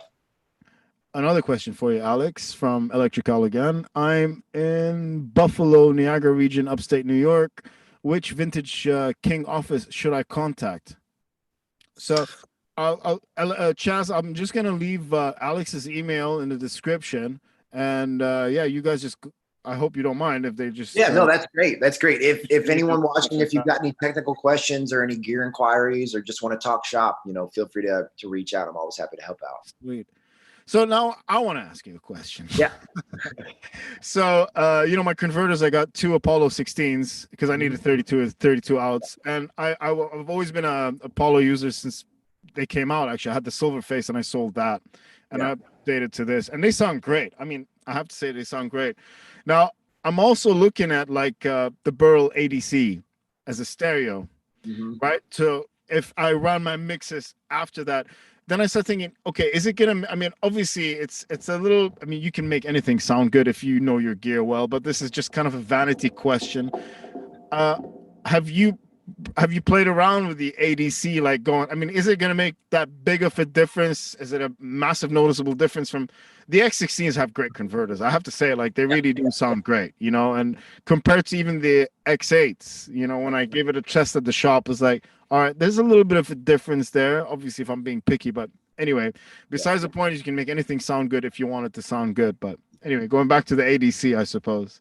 Yeah. So that kind of comes back to what I was saying about running my stereo mixes through my Capri. Yeah. So very similar, kind of process there. I love the Burl stuff. Burl is definitely not known for being like super clean and pristine. They're very musical and colored, converters. So the ADC is great because you can really drive that BX5 op amp and those transformers. So yeah, if you want to, add like a nice glue to your mix and, really add some depth and width and character to your 2-track, the B2 ADC is a fantastic option for that. But do you feel in a case like that, like, I can still run stuff, from my stereo bus into there and trying to get that, without buying an extra, like, you know what I mean? Like, is in it your case, you have a pretty, pretty eclectic mix of shit. selection of gear to work with. So in your case, it may not be as beneficial. You've Yeah. already got a good amount of different transformers and op amps and, Right. different color creating, pieces of gear that you can run Yeah. that through. But, at the end of the day, like I said, it's very similar to the process in which I would run my stuff through my Cappy Pre's. It's the main reason is just to get that extra, kind of that console tone out of it. You Yeah. know what I I mean? mean, that's what we're chasing, isn't it? In the end. Exactly. With all of us, being in the box guys for the most Yeah. part, doing a lot of stuff, in our DAWs, that you're right. That's what we're chasing constantly Yeah. is that console tone. And the Burl stuff definitely helps you get there. It's Right. definitely kind of the missing link between digital and analog for sure. I love what Yeah. those guys are doing. Oh yeah, they're fantastic. I have a friend of mine. He bought the mothership chassis Yeah. 4 or 5 years ago, and he's still waiting to make some money to fill it in. I was Yeah. talking to him today. He's a live audio engineer, so he's busy on the road all the time. And Yeah. yesterday, let me look at my setup. So remember, I got the two Phoenixes from you and stuff Yeah. like that. So he ended up buying the second. I was like, no, okay, here you go. Whatever. So he's really happy with it. Anyway, so yeah, he's got that mothership, and I was telling him like, look, he needs to contact you as well, and he's like, Yeah. sure, but obviously, in these times now, it's really hard. Like, we don't know what's happening forward. Like, okay, we got. Lucky for me, example of for whoever is out there, I got enough money to keep me going for the next few months just with food and utilities and stuff like that because we're not getting any work at this moment. So it's Yeah. like, yeah, we do want to buy gear, but do I buy gear now or is something coming?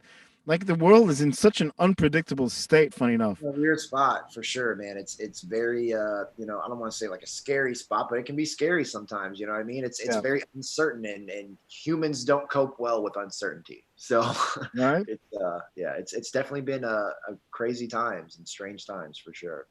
So, I mean, during this time, I've been head to toe in my studio, which is great. Been luckily, I've been getting some jobs for mixing and producing my own stuff. Are you producing your own stuff? Are you making your own stuff as well? Like in this Yeah, time I of am, need? and Luckily, I've this kind of comes back. It's a bit of a silver lining, to this whole thing because I was so backed up on projects that I had finished tracking and needed a mix that Right. being stuck at home, being in kind of my just cozy little bedroom with my barefoots and my Yeah. interface. It's allowed me to really dive into these mixes that I hadn't had time to knock out before. And Right. my own band has been trying to release our record for going on 2 years now. And with the studio being my livelihood, I don't have the luxury of saying like, oh, I'll put this project on hold while I work on my own stuff. You know what I Right. mean? Like people are, they've either got deposits down on mixes or, they're waiting for me to finish stuff. Yeah. And I'm obligated to get that stuff out in a timely manner. So, Right. for the vast majority of the past, 2 years, I haven't had time to work on my own stuff. So the one silver lining of this whole pandemic process is I've been able to, I've had the time to put into my own mixes and my own band's Right. work and so on and so forth. Cause it sucks because I haven't been able to be in the studio tracking, which is, Right. one of my favorite things in the world to do. Yeah. But again, it's been kind of a blessing in disguise because I finally have time to mix these records that have just been, sitting in my, my backlog for a while now. So, you know, Dude, if your stuff, like, dude, honestly, send it over to me, man. I'd love to dabble with your stuff if you don't have time. I'm that would just be saying. great. Yeah, man. I'd be Honestly, I'll more than send you happy some to do it snips. as a favor, as a friend, as whatever. I want to hear it. And do you have a Facebook page or a website for your band where I can throw that in there as well, like for people to check it out? We've got Bandcamp. We've got a couple singles on Bandcamp that are a few years old at this point. Fine. Not really a great indication of the sound that we're working with Yeah. now. But we are on Spotify. The band is called the Mind Frames. Hang on a second. All one word, MINDFRAMES. So Mind Frames. Okay. And yeah, we're just about done with the record. Like I said, I hadn't been able to really mix it, but over the past month or two since we've been in quarantine, I've been Yeah. able to dive in and really wrap my head around what needs to be done with the mixes, and I'm Right. moving things along. I actually just finished up the single for the record a couple days ago. So the single should be out soon. We were going to wait and drop the whole record at once, but with everyone being in quarantine, I feel like people could use some, new music as much as Yeah. possible. So we're going to push out the single and then just hope for the best with, the pandemic being over so we can put the rest of the record out. You got a video for the single coming up as well, or is it just the single? Just the single so far. I mean, we want to put a video together because especially these days with social media, having a Exactly. visual element to your song or whatever. If you just put a link out there, most people aren't going to click it. But if Oh you've yeah, got a video, even if it's just a lyric video, or you sitting, it could be me sitting here drinking coffee, picking my right. nose, and it's going to get more views than Yeah. if I just posted a link, to the song. Which it's a shame, but that's unfortunately how it is. So. Well, I got somebody to help you with that. So I have a good friend of mine, Tom Dupree, who's a well-known session drummer and producer musician who recorded my last album. I had a talk with him last week. He's worked with CLA. He's been, on Universal and stuff, and we've Oh become yeah, good. I watched that interview. Yeah, yeah. Yeah. So he's got his own thing. We're gonna do a second episode because there's a lot me and him we need to talk about as well. And what he's done, he he created himself as a guinea pig for, about this whole Spotify playlist push and how to promote your music and paying a shit ton of money to get it out there. And he actually managed to interview the owner of Submit Hub, and he was out I in South Ultimate Africa. Hub. I used them for our last single, and we actually got on a couple big indie playlists, and Yeah. that really, I mean, I'd say the vast majority of the plays we have on that single are from being posted on those playlists. And it seemed the most legit thing. And he managed to catch the guy, and it's a great interview with Tom talking to him. I'll let me know in the message in Facebook, and I'll send you a link to that to check. It's like really informative, and you get a lot of insight of how the dude, the owner of Submit Hub, how to put in your stuff as well for the future. And he keeps updating it. Like even Tom suggested something for him, and he updated it right there on the spot in the interview, which is Oh fantastic. It's like, wow. oh, That's that's I a cool would idea. honestly Let's I would go. love to see that because the first time I used Submit Hub, it was recommended by a friend of mine, and I was a little skeptical. I'm like, man, I don't want to pay money to get these people Yeah, to listen to my shit. yeah, But yeah. like I said, I did it. I spent maybe $15 to do. I think it's like one token for a regular submission, and then you can do two tokens. It makes them listen to the whole song, but then they don't have Right. to give you feedback. So I did Yeah, a couple single token submissions, a couple dual tokens, and yeah, I got some really good feedback and got on put on a couple playlists. So it yeah. was great. It was great. And actually, now that I think about it, that was not for my band. That was for my personal side project, which is called Right. Brownie Points. So. Okay, let's put the. Sorry, but Mind Frames. Do you have a Facebook page as well, so people could check? Yeah, yeah. If you just search the Mind Mind Frames Frames. on Facebook, we'll pop right Okay, up. Alton, and Illinois is listed in our hometown, but I don't think there's any other bands out there called the Mind Frames, so we should be easy to find. okay, and sorry, what was your project called again? Brownie Points. Brownie Points. Yeah, And do Brownie. you have a Facebook page for that as well, I do. I'm not active on it though. So if you want to check out the or Brownie Points stuff, Instagram or I'd say something? stick to Spotify because I've Okay, got a single on there as well. So. okay. I'm not sure how the Spotify links work in there. That's why I was asking for like websites and stuff, so that at least they can go in and check things out. But if you guys are listening out there, Mind Frames on Spotify and Brownie Points on Spotify. And after this, I'll stick in the links in the description below.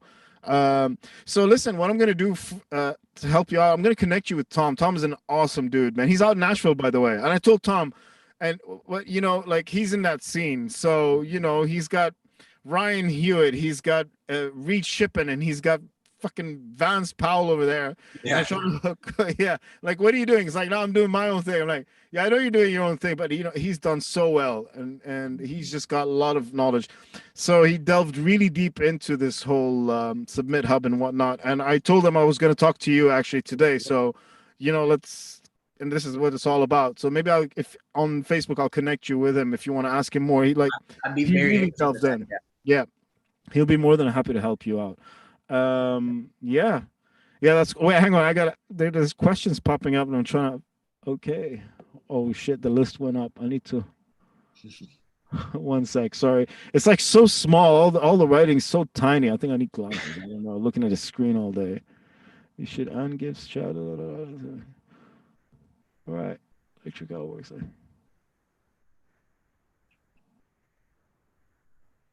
Oh, my wife is answering for where your Vintage King shops are because Electrical was asking where the location is. She's like, Electrical works. I think your nearest is the Vintage King in Nashville. They have headquarters in Michigan, but not sure that's a shop. She's very right. Yeah, that's absolutely right. Yeah, so we've got location in Michigan, and yeah, that's just our HQ. The tech shop is there, but we don't have an actual brick and mortar location in Michigan. Cool.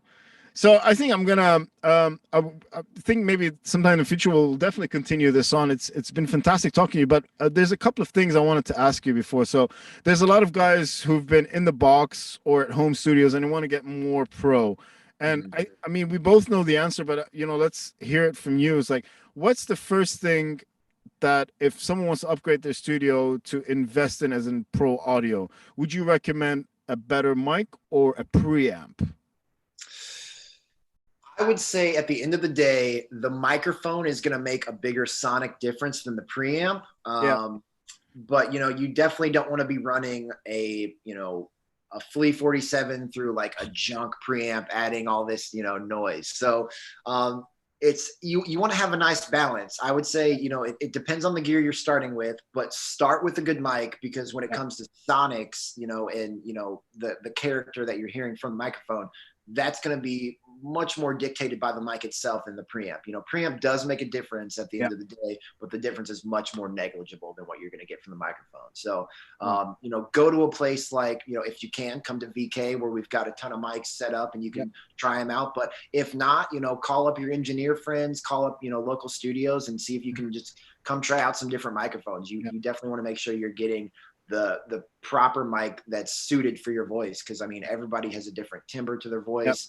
And all mics will translate that in a different way. So I would definitely say the preamp or I'm sorry, the microphone is much more important than the preamp. It's great that Vintage King did that shootout on mics that I forgot his name, but like the time and effort you guys put into that, for people like us, because especially with mics, it's so difficult to just pick out a mic you want. And Oh I'm yeah, in love with the Flea 40s. I haven't tried it, but yeah. I've been gagging over for the past 3 months. I was like, Right. okay, when I get That's money, that's that's the next thing I'm gonna buy. that's one of the main mics in my studio. I've got the next version, Yeah, which is the cardio only cardioid. version. Yeah, right. I'm not a big fan of 47 type mics on like room mics, or even, Yeah, believe it or not, like acoustic instruments. I'm not a fan. Really, 47 for me is a vocal mic yeah. exclusively. So Same here. uh, yeah, I didn't feel the need to go with the extra polar pattern, so I just went with the next version, and Mm. I use it a ton. It's one of Yeah. my most used vocal microphones. And it's crazy how the price difference is like $1,000 more just to have the polar pattern in there. Like I'm just trying to think what justify, like maybe what is it called, the inside, the M12 M7 K47 Capsule, capsule. Sorry, yeah. yeah, I thought capsule. maybe it's a different capsule. So like it's exactly the same. But how Yeah, come they make them? Why is it $1,000 more expensive? I don't get it. Like just for a switch in there. I mean, I don't know. yeah. Do you I mean, know? I don't want to speculate and act like I actually know the answer to that, because if I'm being honest, I don't. Okay. Um, but for me personally, like, I just didn't see the need to spend that Yeah. extra grand for Yeah. the other polar patterns. But when it Yeah. comes to the price, I'm not exactly sure why it's so astronomically Right. more expensive. But Yeah. Because I some was looking at this guy called Heiserman. I don't know if you've heard his mics or anything. And I don't know if I'm familiar. well, he makes the capsules for a lot of for Telefunken and all these guys. So I was Oh, researching, what's the next best thing for a real 47, and I have a 47 FET, a Stam audio one. It's fantastic. I love it. But I want a tube one just specifically for vocals, anything vocals. So I was looking at the Flea 47 next, and this guy popped on, obviously Gear Sluts, yeah. always ruining my day. Going through shit like, okay, who the hell do you listen to anymore in there? So one guy mentioned the Heiserman 47, and I mean they're in the same range as the Flea 47, and he makes all the capsules for, I think even the Fleas or whatnot. I was like, okay, just go straight to the source, but there's Yeah. a waiting list on it. Check it out if you have a chance. Yeah, I'll have to take a look at those. Heiserman, yeah, and they're really well built. They've been getting great reviews and stuff like that. Again, I'm just looking, but I Yeah, thought I'd share that with you. So yeah, for sure. I'll have to take a look at those. yeah. So one other thing, I'm gonna, I'm sure you've seen Pensado's place, Oh yeah. all of that. So I'm gonna hit you up. Gear. I've never done this before. I'm gonna do it now. It's just random. So, all right. What's the stereo bus? What'd you put on your drum bus? Drum bus. Preference is, an SSL style EQ and then API compression, 2500. A Right. lot of people like the SSL bus comp on drums. For me Yeah. personally, I like the more aggressive tone of the Right. 2500. Yeah. That's my go-to. But honestly, that's kind of the extent of what I will do to my drum bus. Sometimes I'll use, some stuff in the box like the what's it called, the decapitator from Sound Oh, Toys. Like, oh, yeah, I I just got like that a month ago. that. Everyone's like, try it, try it. I'm like, okay, I'll download the trial. It's fantastic. The Devil Is Lock, the great. Yeah, Decapitator, the Echo Boy. yeah, The shift. What is it called? The shifter, whatever the face. It's not face yeah. shift. I was like, dude, I They're want phenomenal. these now. Phenomenal. Yeah. They're great. They're great. So yeah, sometimes I'll use the decapitator on like, kind of a parallel drum bus type thing. But Right. really, my drum bus is relatively light in regards to processing. Just SSL style EQ, API 2500. Right. So. And parallel. What about? Do you do like any parallel on your kick and snare? I used to, much less often now, actually. I used to do it all the time. That was kind of like the very first thing I would do, actually, whenever I would start, mixing drums for a session. And it's kind of been phased out, not for any specific reason. I just haven't done much of it lately. Right. Yeah, I'll have to start doing some more parallel, kick and snare processing. But yeah, for whatever reason, just lately, my productions haven't called for it. Yep. No, fair enough. I'm just asking to see. It's Yeah, nice to see yeah. what everybody's using and stuff like that. So, sorry, back to your stereo bus. You use the Cappy transformers, and do you go into a compressor and then EQ? Do you mix into a stereo kind of field going on, So or yeah, I've got a couple, I've got some API 550As and 550Bs. I will occasionally use those on my mix bus EQ. right? But if I'm being totally honest, I don't have anything at my studio that I love enough in the hardware realm to actually run, my stuff through in regards to EQ. So I'll do a lot of that stuff in the box. Like Right. if I can't get what I want out of, because if you look at a 550A or a 550B, they're great, but they're relatively limited. You don't have Yeah. any, the Q, you The can adjust Q, the Q. and the more you turn it up, the Q goes higher as well, Exactly. Yeah. narrower as well. So yeah. Exactly. So it's not adjustable in a variable sense. And then the step controls are, I believe it's in 2 dB increments. So you can't be super precise with it. So No. I'll use that for a bit of sweetening. But anything surgical I need to do in regards to EQ on my two bus, I'll typically do in the box. Yeah. I mean, no, my question's in the box, whatever it is. Like, I mean, I'm a big fan of the Pro Q3, the Fab filter for sculpting, and what a Yeah. fantastic EQ. I And love the Pro Q3. I love the Brainworks actually. Brainworks which makes one, version 3 or version 2? the digital V3. Yeah. I use that a ton on my mix bus, and mostly for subtractive stuff. I don't use Right. it for a lot of additive stuff, but Yeah. it can be incredibly surgical. The mono maker knob is Yeah. great on that. I'll use that. Stick it at about somewhere between 80 and 120 just to keep all my low frequency stuff right there in the middle. Yeah. But I love that. That's phenomenal. Pultex I love on the two bus as well. You can't beat them. Yeah. Trying to think of Have you tried this is one thing you try out with your Brainworks V3. Do everything you need to do on the stereo bus, and you know what's great about it compared to like the S1 for stereo width is the stereo width. Just push it up to 140%. Yeah. It's amazing. You don't get that phase anything in there. Like do you know the S1 by Waves? Yeah, I yeah. always found it does something. It's really cool, but I don't know. It drives me nuts sometimes. Have you heard the Ozone Imager, the standalone one? Oh, I was just gonna tell you that one. It's great. Amazing. And Amazing. I got it for free too. Whenever they had like a small promotion, it may still be free if I'm not mistaken. Just the Imager like standalone, not the one that comes in, isotope and so on and so forth. But I already have it with the isotope and stuff. It's Yeah. because you can manage all the frequencies around it too. It's but the Brainworks, I just put it for the stereo just to get that width, so I mix into it, so it's like it's already kind of a little bit wide but not too wide, and I play around with it there. But and then I love the side capabilities on that as well. Like I'll go into my sides and high pass the sides and take out some, harshness in the 240 range or anything like that. And because for me, 240 hertz is the bane of my existence for whatever reason. Like everybody, man, it's not just for you. Yeah. Like, low mids on guitars, and then it's just got that kind of honky mid snare sound too. Yeah. I'm always finding myself taking 240, which is why I love the 550Bs because they've got 240 on there. So Yeah.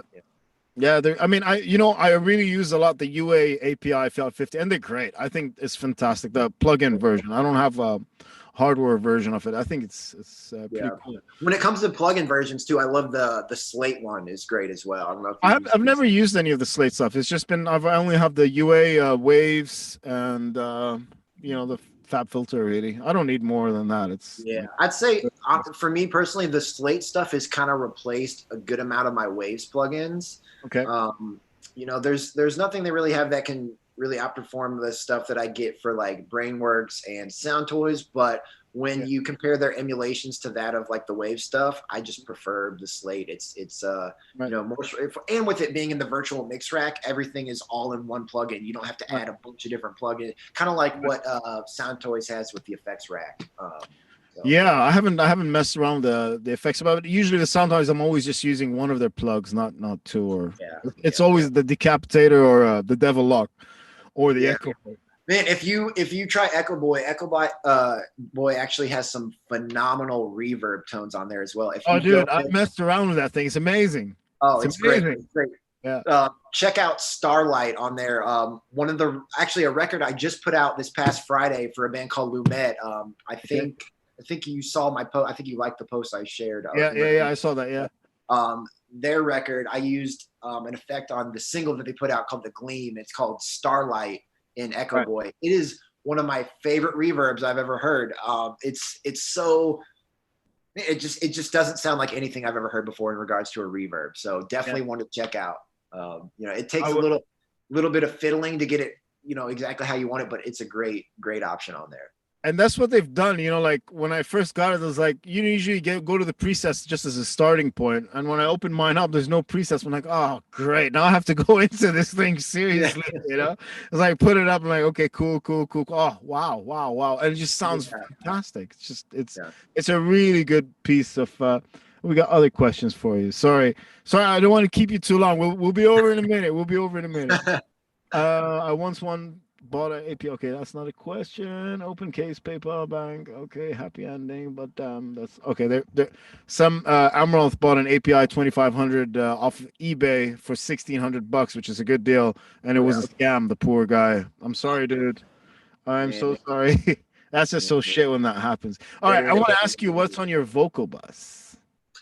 What do you? What do you? What do you? Vocals. What's So your thing?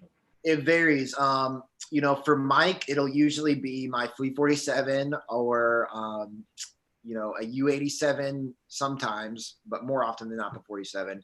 Yeah, I also, believe it or not, I like the Aston Spirit on I have vocal. that.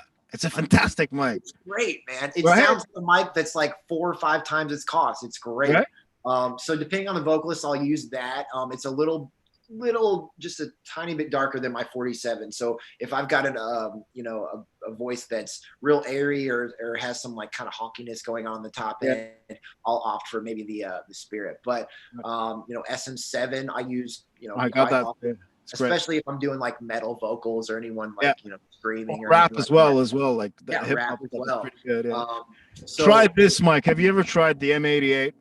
yeah, that's a fantastic option. I'll tell you a little story about this after you're done. Yeah, go on. Okay, great. So yeah, typically from there, my preamp of choice is usually my BAE 1073D. Yeah. But with that said, I love the Locomotive, the 286A, like we were talking about earlier. For a tube pre, you can't really beat it. It can go really clean and open or really saturated and gritty. So I love that. Those are definitely like my two go-tos. I'd say an honorable mention for me would be the Cappy VP28. Before I had my BAE, that was my go-to vocal pre. And then for compressor, it definitely depends on the situation. If I want something, kind of on the cleaner side, like if I'm doing like, poppy stuff or like a real aggressive kind of in your face, like hip hop or, metal tone that I want, real kind of sonically transparent, I'll opt for the 543 from Rupert Neve Designs. It's a pretty transparent compressor. Yes. And it's just great. It's very smooth, but can also be very aggressive if you want it to be. Right. So that's one of my go-tos. But I'd say 70% of my vocals, they will go through an 1176 followed by an LA2A. So Yep. I'll use 8-to-1 ratio on the 76 with really fast attack and release, just Right. barely hitting that needle, just getting the 30 peaks. 18. I'm sorry, what?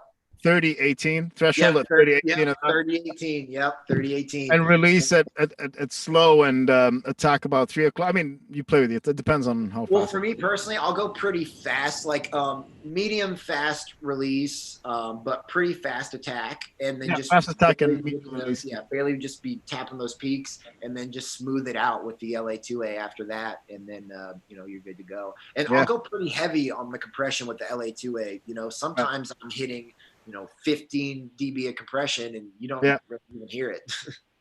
I mean, it's outside, you see the VUs and everybody gets scared. It's like, I mean, gain staging, I think, is so important, but it's also not greatly important. People are so picky about it. I'm like, dude, just use your damn ears, man.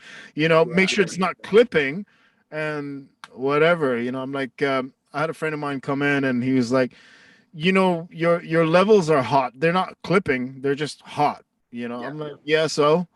And yeah, he's like, aren't you worried about that? I'm like, no, you see this thing on the floor? It's a bloody summing box. The more you drive it, the more it sounds better. He's like, exactly. oh, okay, cool. Yeah. And I need to drive it more. It sounds even, like, don't look. It's like, it's that whole thing. It's like, stop using your eyes, man. That's why we have Yeah, ears. use your ears. You know what I mean? So, yeah, I mean, I wanted to ask you, like, the 1176, like, a lot of the big guys, they promote a lot of the plugins, and a lot of people say you got to use all the gear, isn't it? But I know there's a lot of skepticism there, like, oh, check out my new plugin, the new CLA, so forth, the new Greg Wells, this and that and that. But they use all their hardware stuff. Obviously, I mean, we all know that they're getting paid big bucks to also promote these Yeah. plugins. We're not stupid, in the end of the day.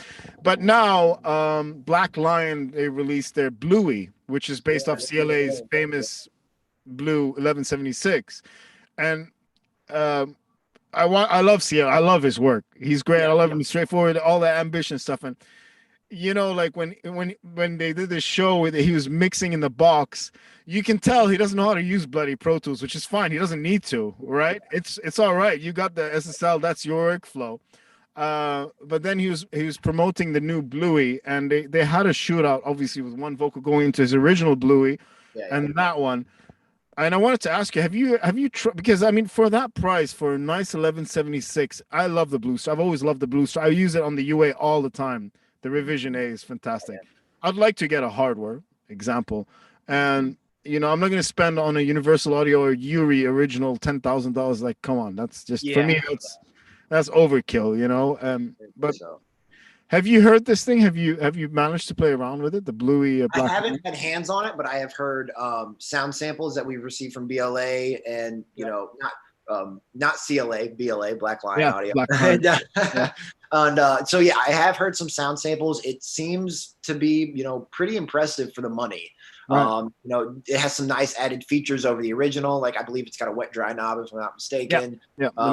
So it seems like a great option, especially if you're not in the ballpark to spend $10,000 on an original Blue Stripe, or even more lately. I think they've actually gone up considerably. Like I've seen some as high as like $30,000 for a Blue Stripe. It's pretty ridiculous. So for the money, you can't beat it. And I mean, he talks about it. If you listen to him, refer to his Blue Stripe.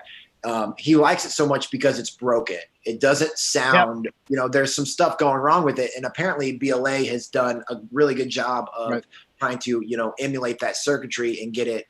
So really when you buy the Bluey, you're not buying a Blue Stripe, you're buying a broken Blue Stripe. It just happens. Yeah. So, but with that said, if you're comparing it to what he's going on with his, I've heard the AB comparison, it sounds damn close, damn close, So it really comes down to if you want that CLA sound, because at the end of the day, his Blue Stripe is going to sound completely different than every other Blue Stripe out there on the market. 100%. It's kind of like Andrew Sheps has a, what is it? I think it's like an RCA or some sort of old Alltech or something along those lines compressors, Right. and he loves it because it's broken. You Broken, know, right. Yeah, I've it seen just that. has Yeah. that certain sound. So, but no, I've not had hands on it yet. Yeah. But you know, with most of the Blackline stuff, I can imagine it's a great product. I love those guys. Yeah. You know, they're Chicago homies. You know, Right. in Yeah, the I area. saw that. Yeah. Yeah, good guys, and they make great products. So, um, I've got my own opinions on CLA and all the stuff he does, but BLA is a great company, and then they make Yeah. some great stuff. So Well, if you ever get your hands on one and personally test it, let me know. I'm curious to see here how it'd be nice to have a pair of 1176s in there for a fraction of what it costs. So oh yeah, for sure. And I mean, I know you've got the Warm LA2A. Their 1176 is a phenomenal option as well. is I it mean, I've got the Warm 1176 and a couple real 1176s at my right? studio, and I mean, they're not they're close enough that I'm not like super picky on which one I go Right. to. Like, I'll Yeah. just walk over to my patch bay, patch in whichever one's easier, and I'm Right. good to go. They both Yeah. sound like 1176. You know what I mean? So Yeah. Yeah, 100%. I mean, it's always the whole story of like what's the best bang for the buck and stuff like that. But it's always good to get your opinion because you're always there and you get to try this stuff. And exactly, yeah, we out here, we just like keep drooling. Like Alex, I'm jealous of you, my friend. yeah. you know.